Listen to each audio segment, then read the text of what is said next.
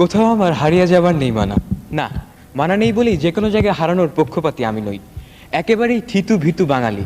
মনে মনে অনেক স্বাদ থাকলেও সাহস এবং ক্ষমতা দুটোর পরিমাণই নগণ্য।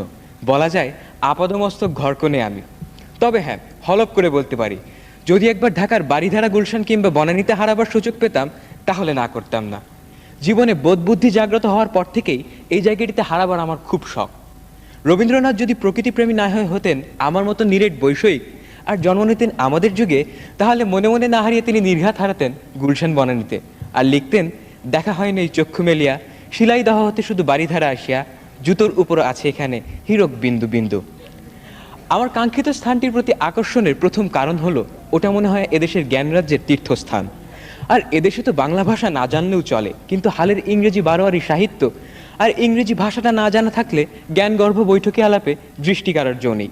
শুনেছি আজকাল ভদ্রপল্লীতে খাঁটি বঙ্গদেশীয় কুকুরের সাথেও নাকি ইংরেজিতেই কথা বলতে হয়। আবার দেখুন, গুলশান বনানীতে বেমালুম হারিয়ে গেলেও ফিরে আসার ম্যাসিভ একটা সুযোগ থেকেই যায়। কিন্তু তা না করে আমি যদি স্বেচ্ছায় হারিয়ে যাই বংশাল, ফরাসগঞ্জ কিংবা শাখারিপট্টিতে, তাহলে তো আমার ওই হারানোই সার। আমৃত্যু সে অন্তহীন গোলক ধাঁধায় যতই পথ খুঁজবো ততই হারাবো।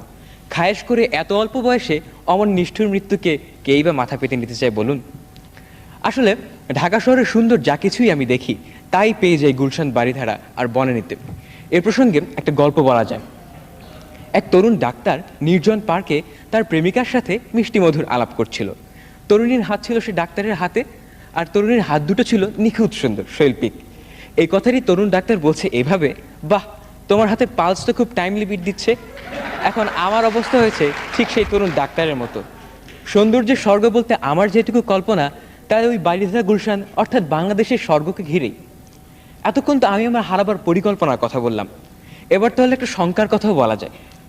গুলশান বনানীতে না হারিয়ে অন্য কোথাও হারাতে গেলে ভুলেও যদি আমি একবার ঢাকার ট্রাফিক জ্যামে পড়ে যাই, তাহলে ওই মনে মনে না হারানো ছাড়া কোনো উপায়ই থাকবে না। এক জায়গায় যদি 3-4 ঘন্টা থিতু হয়ে বসে থাকি, তাহলে হারাবো আবার কোন সময়? তাই আমি হারিয়ে যাবো গুলশান বনানী বাড়িধারা। এদিকে আসতে হলে বড়জোর উত্তরা কিংবা ডিওএইচএস, মহাখালী পার হতে হলে আমি বাপু ঘরেই বসে থাকবো, অত হারিয়ে কাজ নেই। এর চেয়ে আমার কল্পনায় ঢের ভালো, কেননা আমার মতন অক্ষম এক বাঙালি যুবকের ওখানে হারানো হবে না। সবাইকে ধন্যবাদ।